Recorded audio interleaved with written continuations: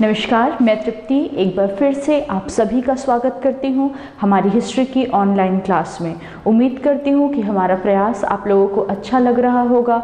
जिस तरीके से हम एक एक दिन करके अपने सारे चैप्टर्स को कंप्लीट करते जा रहे हैं, आप लोगों को वो समझ आ रहा होगा। ठीक है, अगर कोई डाउट होता है तो बेशक आप हम लोगों से पूछ सकते हैं।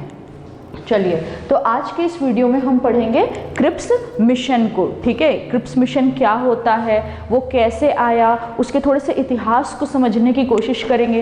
इसके जो नोट्स हैं वो आप लोगों के पास में हैं, लेकिन उसको और डीप पढ़ना भी हमारे लिए ज़रूरी है, क्योंकि किसी भी चीज़ का जब तक आप बैकग्राउंड नहीं समझेंगे, है ना भाई, जब तक आप उसका बैकग्राउंड नहीं समझेंगे तब तक आपको वो चीज़ें समझ में नहीं आएगी। तो यही कारण है कि उसमें आगे बढ़ने से पहले हम उसके थोड़ा बैकग्राउंड को समझेंगे। लेकिन क्रिप्स मिशन शुरू करने से पहले कल के वीडियो में जो हमने चैप्टर्स पढ़े थे, हमने क्या क्या पढ़ा था? अगस्त प्रस्ताव पढ़ा था, उसके अलावा व्यक्तिगत सत्याग्रह पढ़ा था, है ना, पाकिस्तान की मांग पढ़ी थी। तो मुख्य रूप से कल के वीडियो में हमने ये तीनों चीज़ें की थी और उसको थोड़ा सा एक रिवीजन कर लेंगे। ओके, तो अगस्त प्रस्ताव कब आया था भाई? तो कब आया था? मार्च 1940 में अगस्त प्रस्ताव अगस्त में, है ना, अगस्त 1940 में क्या आया था? अगस्त प्रस्ताव आया था। और किसके द्वारा लाया गया था? तो उस समय के वायसराय लॉर्ड लिनलिथगो द्वारा अगस्त प्रस्ताव रखा गया था। कारण क्या था भाई? तो सिर्फ सिंपल सा कारण था कि कांग्रेस के पास एक बहुत बड़ी जनशक्ति थी और ब्रिटिशर्स जो थे, क्योंकि उस समय द्वितीय विश्व युद्ध में अपने आप को लड़ रहे थे, बार बार अपने आप को कमज़ोर महसूस कर रहे थे। तो यही कारण था कि अगर कांग्रेस उनका साथ देने लगे तो बहुत सारे लोग जो है वो किस में भर्ती होंगे? ब्रिटिश सेना में भर्ती होंगे, जिससे वो ब्रिटिश शक्ति जो है युद्ध में एक अच्छा मकाम हासिल कर सकती है या अपने आप को स्ट्रॉन्ग प्रूव कर सकती है। ठीक है, तो इस प्रस्ताव में उन लोगों ने क्या क्या चीज़ें की थी हम देखते हैं। अगस्त प्रस्ताव में एक तो संवैधानिक सभा में भारतीयों को रखने की बात कही गई थी कि भारतीय जो वो अपने लिए खुद ही संविधान बनाएंगे। दूसरी चीज़, वायसराय की लेजिस्लेटिव काउंसिल में ब्रिटिशर्स से ज़्यादा भारतीयों की संख्या रखी जाएगी, ऐसा भी कहा गया। फिर देखा गया कि युद्ध सलाहकारी समिति बनाई जाएगी, है ना, जिसमें भारतीयों की संख्या होगी, भारतीयों के लिए। फिर अल्पसंख्यकों को वीटो पावर भी दिया जाएगा, ऐसा कहा गया। लेकिन इस पर मुस्लिम लीग और कांग्रेस जो थी वो दोनों ही सहमत नहीं थी। मुस्लिम लीग जो थी वो अल्पसंख्यकों को जो वीटो पावर मिला है उससे तो खुश थी और आगे चलकर उसने इसका कई बार यूज़ भी किया। ठीक है, नेगेटिव पर्सपेक्टिव से कई बार, मतलब राष्ट्रीय स्तर पर जो होगा सांप्रदायिक रूप से इसका इस्तेमाल भी किया। लेकिन कांग्रेस जो थी, लेकिन वो पूर्ण रीति से इसलिए नहीं थी क्योंकि उसने पाकिस्तान की मांग पहले ही रख दिया था, अगस्त प्रस्ताव से पहले ही। तो अगस्त प्रस्ताव में पाकिस्तान की मांग या उसको पारित करने या उसको मना करने से संबंधित कोई बात नहीं था। तो इन वजहों से मुस्लिम लीग भी पूरी तरीके से जो अगस्त प्रस्ताव है उसको सहमति नहीं दे रही थी। दूसरी तरफ अगर हम कांग्रेस की बात करते हैं तो कांग्रेस जो है वो इन सभी बिंदुओं से नाराज थी। क्यों? पहला तो संवैधानिक सभा में भारतीयों की संख्या थी, ठीक है, लेकिन इसके साथ ही साथ ये भी बोला गया था कि भारतीयों को डोमिनियन स्टेटस या अधिराज्य, है ना, प्रादेशिक सरकार या अधिराज्य की जो सत्ता होती है वो दी जाएगी। जबकि लाहौर अधिवेशन 1929 में कांग्रेस पहले ही जो आपका डोमिनियन स्टेटस है, अधिराज्य की सरकार है, उसको छोड़कर क्या मांगने लगी थी? हमको पूर्ण स्वराज चाहिए, स्वतंत्रता की मांग वो पहले करने लगी थी। तो जिस चीज़ को हम 10 साल 20 साल पहले मांग रहे हैं, 10 साल पहले से मांग रहे हैं, आप उसको आज हमको दोगे तो वो पॉसिबल होगा क्या? नहीं होगा, है ना भाई, मतलब जिसको मांगना छोड़ चुके हैं। दूसरा ये कि युद्ध सलाहकारी समिति, अल्पसंख्यकों को जो वीटो पावर दिया गया, कांग्रेस उसके भी विरोध में थी।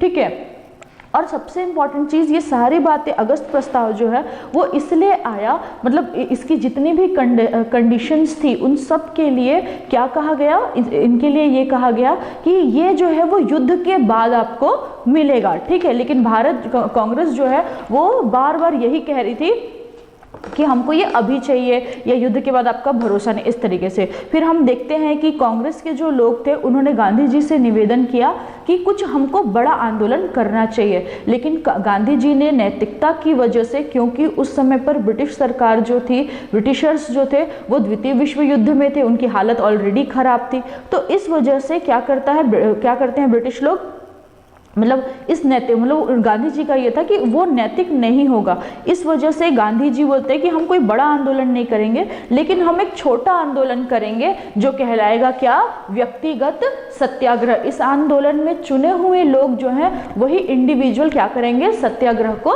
चलाएंगे। इसका उद्देश्य ना तो स्वतंत्रता प्राप्त करना था और ना ही डोमिनियन स्टेटस, ना ही पूर्ण स्वराज, बल्कि इसका उद्देश्य हमने क्या देखा था, इसका सीधा और सादा उद्देश्य सिर्फ ये था कि भाई हमको अभिव्यक्ति की आज़ादी चाहिए। ठीक है, अभिव्यक्ति की आज़ादी किस तरीके से हम कहेंगे अभिव्यक्ति की आज़ादी, है ना, हमने पहले ही देखा था कि जब द्वितीय विश्व युद्ध शुरू हुआ, द्वितीय विश्व युद्ध जब शुरू होता है उस समय पर जो ब्रिटिश सरकार है वो बिना भारतीय नेताओं, बिना भारतीय मंत्रिमंडलों से पूछे हुए ही भारत के सैनिकों को युद्ध में, द्वितीय विश्व युद्ध में उतार देती है। और इसका जो है वो सब तरफ विरोध होता है कि बिना हमारी परमिशन के ऐसा किया गया। यही कारण है कि व्यक्तिगत सत्याग्रह का उद्देश्य जो था वो अभिव्यक्ति की आज़ादी रखा गया था, ताकि लोग जो है, मतलब जिन लोगों को चुना गया है वो गांव-गांव, शहर-शहर में जाएं और इस बात का प्रचार प्रसार करें कि जो ब्रिटिश सरकार है उसने हमारी मतलब भारतीयों की अभिव्यक्ति। यही कारण था कि उन्होंने खुद ही से फैसला ले लिया कि अंग्रेजों को भारतीय सेना को उसमें उतारने का। ठीक है, तो ये मुख्य रूप से ये बिंदु रहा। फिर हमने देख लिया था कि ये 2 चरणों में रहा और इसी समय पर दिल्ली चलो का नारा भी चल रहा था। फिर हमने पाकिस्तान की मांग देखी थी कि पाकिस्तान की मांग जो है वो सर्वप्रथम एक अलग मुस्लिम राज्य की मांग इकबाल ने की थी। उसने नहीं कहा था कि, इकबाल ने नहीं कहा था कि हमको क्या बनाना चाहिए, पाकिस्तान, लेकिन उसने सर्वप्रथम ये 1930 के दशक में सर्वप्रथम ये मांग जरूर रखी थी कि मुस्लिमों को एक अलग राज्य की आवश्यकता है या मुस्लिमों को एक अलग राज्य चाहिए। ठीक है, लेकिन 23 मार्च 1940 को मुस्लिम लीग का जो लाहौर अधिवेशन होता है वहां पर मोहम्मद अली जिन्ना की अध्यक्षता में पाकिस्तान की मांग सर्वप्रथम रखी जाती है। ठीक है, तो यहां तक हमने कल देख लिया था। आज हम पढ़ेंगे क्रिप्स मिशन कब आया था। Cripps mission 1942। ठीक है, अब 1942 का समय आ गया है। इसके थोड़े से बैकग्राउंड को हम समझेंगे कि क्रिप्स मिशन क्यों आया। तो आप देखेंगे कि यहाँ पर मैंने एक रफ डायग्राम है, कोई एग्जैक्ट डायग्राम नहीं है। ये आपका अफ्रीका वाला क्षेत्र है, ये चीन एशिया वाला क्षेत्र है, जहाँ पे ये इंडिया वाला है ना, ये इंडिया है सपोज, आप मान के चलिए। बस ये आप लोगों को डायग्राम थोड़ा समझाने के लिए बस है। ठीक है,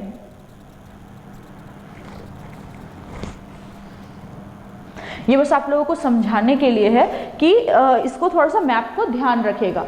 तो अब देखिए कि हम जानते हैं जापान एक तरफ से लड़ रहा था, एक तरफ से ब्रिटिश लड़ रहा था। अमेरिका भी जो है वो किसका सहयोग कर रहा था, ब्रिटेन का सहयोग कर रहा था।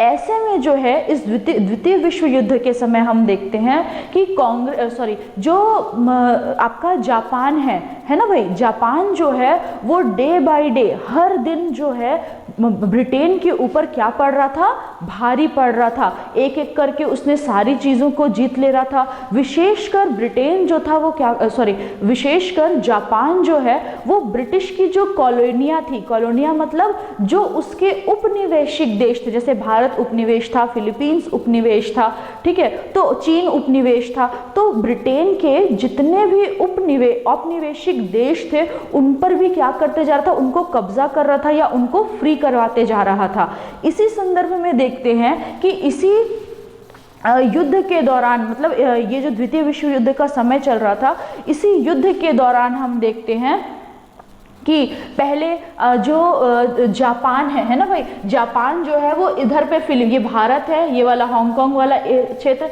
ये वाला जो एक अलग से आइलैंड आपको दिख रहा है ये फिलीपींस है। तो हम देखते हैं कि जापान जो है वो फिलीपींस पर भी हावी हो जाता है, हांगकांग को भी, ठीक है, हावी हो जाता है। उसके बाद देखते हैं कि 8 है ना भाई, कब आपके 8 दिसंबर 1941 को, हम बैकग्राउंड थोड़ा सा देख रहे हैं ना, किसको, 8 दिसंबर, ये मलायन पेनिनसुला है, ओके।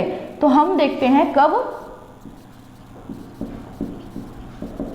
8 दिसंबर 1941 को, 8 दिसंबर 1941 को जो जापान है और यहाँ पे मलायन के एक कॉर्नर पे सिंगापुर है, तो 8 दिसंबर 1941 को जापान जो है वो इस मलायन पेनिनसुला में भी क्या कर लेता है, यहाँ तक जापानी सेना जो है वो पहुँच जाती है, ठीक है, कौन, जापानी सेना पहुँच जाती है। साथ ही साथ हम देखते हैं कि पर्ल हार्बर है ना, हार्बर जो अमेरिका में है, उस पर भी वहाँ पर भी जो जापान है वहाँ पर भी हमला कर देती है।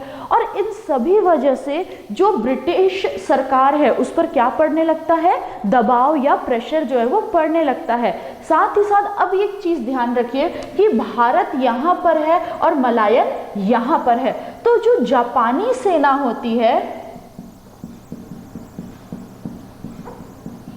जापानी सेना एक एक करके ना सिर्फ ब्रिटिश कॉलोनियां जो थी है ना, ब्रिटिशर्स के जो औपनिवेशिक देश थे, ना सिर्फ उन पर कब्जा कर रही थी, ना सिर्फ उनको फ्री करा रही थी, बल्कि अब जो है वो भारत के भी समीप क्या हो गई थी, आ गई थी। अब बहुत कम डिस्टेंस बचा था, है ना भाई। तो इस वजह से ब्रिटेन जो है वो भारत को खोना नहीं चाहता था। हम अभी इतिहास को पढ़ रहे हैं ना, क्रिप्स मिशन के इतिहास को पढ़ रहे हैं, तो ब्रिटेन जो है वो भारत को खोना नहीं चाहता था, ठीक है। और जब ब्रिटिशर्स ने इस बात को समझा, क्या चीज़, कि भाई क्या कारण है कि जितने भी हमारे कॉलोनीज़ हैं, है ना, ब्रिटिश कॉलोनीज या ब्रिटेन के जितने भी औपनिवेशिक देश हैं वो क्यों ऐसा होते जा रहा है, क्यों वहाँ पर कब्जा होते जा रहा है, तो उनको ये पता चलता है कि यहाँ के जो लोग हैं उनका बिल्कुल भी सपोर्ट ब्रिटिशर्स को या ब्रिटेन के सरकार को नहीं था। चाहे हम फिलीपींस की बात करें, चाहे हम मलायन की बात करें, चाहे हम हांगकांग की बात करें, इनमें से किसी भी क्षेत्र में, किसी भी क्षेत्र का या वहाँ के लोगों का या वहाँ के जो मूलभूत जो लोग हैं, है ना, उनका सरकारों का जो समर्थन था वो ब्रिटेन को नहीं था। सेम कंडीशन भारत में भी था। इसी दौरान में हमने पढ़ा कि भारत में आपका व्यक्तिगत सत्याग्रह चल रहा है, ठीक है, उसका दूसरा चरण भी आ गया है जहां पर दिल्ली चलो का नारा दिया गया और बड़ी जोर शोर से क्या चीजें हो रही है, आंदोलन भारत में भी ब्रिटिशर्स के खिलाफ में हो रहा है। तो जो ब्रिटेन है वो भारत को किसी भी हालत में नहीं खोना चाहता था। साथ ही साथ जब अमेरिका में जापानी कब्जा होता है या इंटरफेरेंस होता है पर्ल हार्बर में, तो वहाँ पर से भी अमेरिका के जो राष्ट्रपति होते हैं वो भी ब्रिटेन के राष्ट्रपति विंसेंट चर्चिल को क्या कहते हैं, उनके ऊपर दबाव डालते हैं कि आपके लिए भारत का सहयोग, ये भारत है ना, आपके लिए भारत का सहयोग जो है वो बहुत ज़्यादा ज़रूरी है, तो आप कुछ भी करो लेकिन भारत का सहयोग आप प्राप्त करो। तो एक तरफ यहाँ पर तो समझ में आया, लेकिन एक तरफ भारत में भी क्या है, ब्रिटिश विरोधी चीज़ें हो रही है ना भाई, ब्रिटिशर्स का विरोध किया जा रहा है, उनका विरोध किया जा रहा है, उनको सत्ता से हटाने की बात की जा रही है, ठीक है। तो ये सारी चीज, अभी तक भारत छोड़ो आंदोलन नहीं आया है, हमने एक एक चीज करके उनसे मांग रहे लेकिन वो लोग सुन नहीं रहे हैं, ठीक है। तो ये वाला पूरा एक अंग्रेजों के विरुद्ध जो क्रांति होती है या अंग्रेजों के विरुद्ध जो इन्वायरमेंट होता है वो भारत में डेवलप हो चुका था। और इन सब देशों की, इन सब जगहों की भी सेम कंडीशन थी। यही कारण था कि ब्रिटेन जो है वो किसी ना किसी रीति से कोई समझौता करके, कुछ योजना द्वारा, कुछ प्रस्तावों द्वारा बार बार ये कोशिश कर रहा था कि भारत जो है वो कैसे ना कैसे द्वितीय विश्व युद्ध में ब्रिटेन का क्या करे, सहयोग करे। इसी का हमने अगस्त प्रस्ताव देखा, उसने अगस्त प्रस्ताव लेके आए, ठीक है। और इससे पहले भी हमने देखा है कि कई बार वो इसकी कोशिश की है, लेकिन भारतीय लोग जो है, कांग्रेस मुख्य रूप से जिन चीज़ों का सहयोग वो मांग रही थी, भारतीय लोगों के लिए जिन चीज़ों का, भारत के लिए जिन सहयोगों को वो ब्रिटेन से मांग रही थी, या आज़ादी मांग रही थी, पूर्ण स्वराज मांग रहा था, या जो अधिकार मांग रही थी कांग्रेस, ब्रिटिश आज भी इस स्थिति के बाद भी जो भारतीय लोग हैं उनको उसे देने के लिए रेडी नहीं थे। ठीक है, तो इस चीज में ब्रिटेन ने एक और कोशिश की, और इस कोशिश के दौरान उन्होंने क्या किया, एक ऑफर साइन किया, या एक ऑफर या एक प्रस्ताव लेकर, है ना, जो स्टेफोर्ड क्रिप्स थे, है ना, कौन, स्टेफोर्ड, कौन,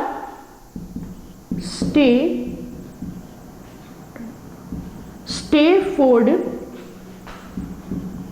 क्रिप्स। ठीक है, तो जो विंसेंट चर्चिल, कौन थे विंसेंट चर्चिल? इस समय के ब्रिटेन के प्रधानमंत्री थे। ध्यान रखिएगा, कई बार क्वेश्चन कैसे पूछता है कि आपका पूछेगा कि क्रिप्स मिशन के दौरान ब्रिटेन के प्रधानमंत्री कौन थे, या स्वतंत्र भारत छोड़ो आंदोलन के दौरान ब्रिटेन के प्रधानमंत्री कौन थे।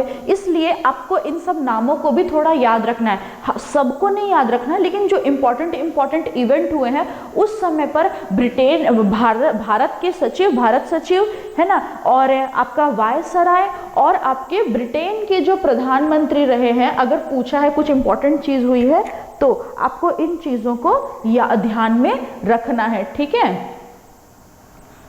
चलिए, तो जो विंसेंट चर्चिल होते हैं वो क्या करते हैं, एक ऑफर जो है ना, एक ऑफर या एक प्रस्ताव समझ लीजिए, एक प्रस्ताव जो है वो किसके माध्यम से, स्टेफोर्ड क्रिप्स के माध्यम से कहां भेजते हैं, जाओ भैया भारत लेके। ठीक है, कहां भेजते हैं, एक प्रस्ताव जो है स्टेफोर्ड क्रिप्स के माध्यम से वो कहां भेजते हैं, भारत भेजते हैं। ठीक, भारतीय लोगों को, ताकि उद्देश्य इसका ये होता है, इस प्रस्ताव का कारण वही है कि दूसरे भारत का, ठीक है, दूसरे विश्व युद्ध में भारत का सहयोग प्राप्त करना ही क्या था, इसका उद्देश्य था। क्यों? क्योंकि जापान जो है वो निरंतर ब्रिटेन पर हावी होता जा रहा था, एक एक करके वो सारे जो ब्रिटिश कॉलोनियां थी उस पर आते जा रहा था, और अब जब वो मलायन पहुंच गया, मलायन पेनिनसुला पहुंच गया, तो देखते हैं कि भारत के वो समीप आ गया था। यहाँ पर क्या कारण था इन लोगों के नई हाथ से जाने का ब्रिटेन के, कि वहाँ की जनता भी उनके सपोर्ट में नहीं थी। यही कारण है कि ब्रिटेन जो है अब चाहता था कि भारतीय उनके सपोर्ट में आए, और इसी सपोर्ट को प्राप्त करने के लिए एक प्रस्ताव, कौन, विंसेंट चर्चिल जो है, ब्रिटिश प्रधानमंत्री विंसेंट चर्चिल, वो क्या करते हैं, स्टेफोर्ड क्रिप्स के माध्यम से उस प्रस्ताव को भारत भेजते हैं, ताकि भारत द्वितीय विश्व युद्ध में ब्रिटेन का क्या करे, सहयोग करे। यहां तक समझ में आया? चलिए, अब हम देखते हैं कि उसमें क्या लिखा था। ठीक है, उसमें है ना, उसमें ऐसी कौन कौन सी चीजें लिखी थी जिसकी वजह से, मतलब प्रस्ताव क्या प्रस्ताव रखा गया था। तो उस प्रस्ताव के हम बिंदुओं को देख लेते हैं। ठीक है, तो पहला तो सेम ही है कि संविधान सभा निर्माण। ठीक है, पहला क्या किया गया, फिर से कहा गया कि भाई आपको एक संवैधानिक सभा दी जाएगी, युद्ध के पश्चात एक संवैधानिक सभा का निर्माण किया जाएगा, जिसके तहत आप क्या कर सकते हो, आप भारत जो है वो खुद के लिए क्या बना लेगा, संविधान बना लेगा। दूसरी बात जो है, फिर से बात आता है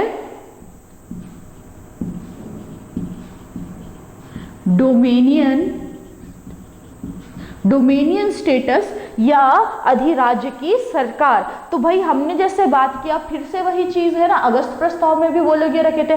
हमने ऑलरेडी लाहौर अधिवेशन 1929 में आपसे मांग लिया है, बोला कि हमको अब डोमेनियन स्टेटस चाहिए ही नहीं। है ना भाई, चाहिए क्या, हमको चाहिए नहीं, हमको क्या चाहिए,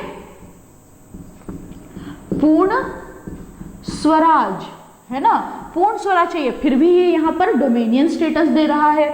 उसके बाद हम देखते हैं, ये कहा जाता है कि अगर संविधान मतलब जो अल्पसंख्यकों को जो दिया गया था वीटो का अधिकार, वो तो अलग ही था, लेकिन साथ में ये कहा गया कि अगर कोई राज्य, देखिए भारत उस समय पर अलग अलग प्रांतों में बटा था, ठीक है, याद रखिएगा कि भारत जो है, मैं एक रफ वो बता रही हूँ बस आपको, भारत जो है वो अलग अलग प्रांतों में बटा था। इनमें से कुछ प्रांत जो थे वो राज्य के मतलब ब्रिटिश सरकार के अधीन आते थे, जिन पर सरकारें बनती थी, नियुक्त की जाती थी। लेकिन कुछ जो राज्य थे वो अभी भी किसके अंडर में थे, राजा महाराजाओं के अंडर में थे, जिसको इंग्लिश में प्रिंसली स्टेट्स कहा जाता है, ठीक है, जहां पर अभी भी राजाओं की सरकार है या राजा जो है, और अगर कोई प्रतिनिधि भी चुना गया है तो वो राजा जो है वही अपने प्रतिनिधि चुनकर रखे हैं। तो वो वैसे जो प्रिंसली स्टेट्स थे उनके लिए कहा गया कि जो संवैधानिक है ना, संविधान सभा द्वारा जो संविधान निर्माण किया जाएगा, अगर आपको ये पसंद नहीं आता है ना भाई, अगर आपको ये पसंद नहीं आता है तो आप इसको क्या कर सकते हो, आप अपने लिए एक अलग संविधान बना सकते हो, ठीक है। मतलब मान लीजिए, एक रफ डायग्राम बोल रही हूं मैं, है ना, ये सपोज भारत है, इतना भाग एक है, इतना भाग एक है, मैं बस ऐसी कटमट बता दे रही हूँ आप लोगों के लिए, ठीक। सपोज मान लीजिए कि भाई ये एक क्षेत्र है, यहाँ पर आपका सरकार बनी है, यहाँ पर सरकार बनी है, यहाँ पर सरकार बनी है, ये एक प्रिंसली स्टेट है, ये भी एक प्रिंसली स्टेट है, ये भी है। तो भाई ऐसे में तो ये अपना अलग संविधान चलाएगा, ये और ये अलग संविधान चलाएंगे, ये अपना अलग संविधान चलाएगा, ये अपना अलग संविधान चलाएगा। तो ऐसे में देखा जाए तो ये एक तरीके से भारत को आजादी से पहले ही कई टुकड़ों में तोड़ने की क्या थी की बात कही गई। तो इसलिए कांग्रेस ने इसका क्या किया, विरोध किया।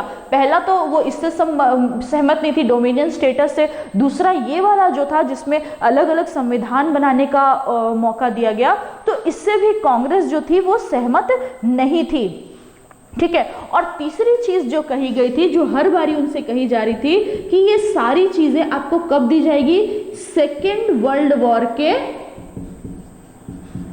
समाप्त होने पर दी जाएगी। इन किसी भी चीजों से कांग्रेस जो थी वो सहमत नहीं थी। गांधी जी ने तो ये जो प्रस्ताव था आपका क्रिप्स मिशन का जो प्रस्ताव था, उसको क्या कहा, पोस्ट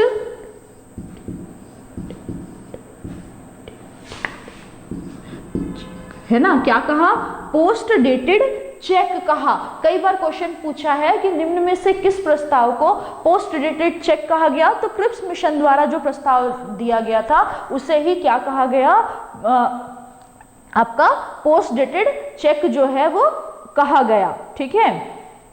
अब तो हमने ये तो देख लिया क्या चीज कि आपका कांग्रेस का क्या स्टेटस था। कांग्रेस ने तो इन सभी बिंदुओं पर, मतलब ये भी कि वर्ल्ड वॉर के बाद देंगे उस वाले बिंदु पर भी, डोमिनियन स्टेटस वाले बिंदुओं पर भी, और अलग अलग संविधान बनाने वाले ही बिंदुओं पर भी उसका बहुत कड़ाई से विरोध किया और इस मिशन को मानने से क्या कर दिया, मना कर दिया।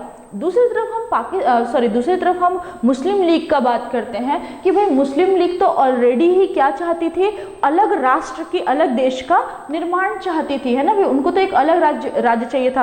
और ये जो क्रिप्स मिशन आया था, इसमें किसी भी प्रकार का क्या नहीं था, क्रिप्स मिशन में किसी भी प्रकार का ये बात नहीं कही गई थी कि क्या आपको पाकिस्तान अलग से देंगे या मुस्लिमों के लिए एक अलग राज्य होगा। तो इसलिए भी इसका लीग द्वारा भी इसके लिए असहमति जताई जा रही थी। अल्टीमेटली ये जो प्रस्ताव होता है ना भाई, ये जितना भी ये पूरा जो प्रस्ताव होता है, ये भारतीय जो है वो क्या कर देते हैं, टोटल, चाहे लीग की बात करें चाहे हम कांग्रेस की बात करें, टोटल इसको नकार देती है। फाइनली 11 मार्च को जो क्रिप्स मिशन है ना, जो स्टेफोर्ड क्रिप्स भारत आए थे, वो वापस चले जाते हैं और इससे कुछ भी तात्पर्य नहीं निकलता है। तो ये कुछ प्रमुख बिंदु थे किसके, आपके क्रिप्स मिशन टू के। तो आप लोगों को ये समझ में आया होगा, कुछ कुछ चीजें हैं, इतिहास है ना, उसको भी आप लोगों को, ताकि आप लोगों को थोड़ा समझ में आए, इसलिए मैंने बता दिया है। अब हम देखेंगे क्या चीज, भारत छोड़ो आंदोलन। ओके।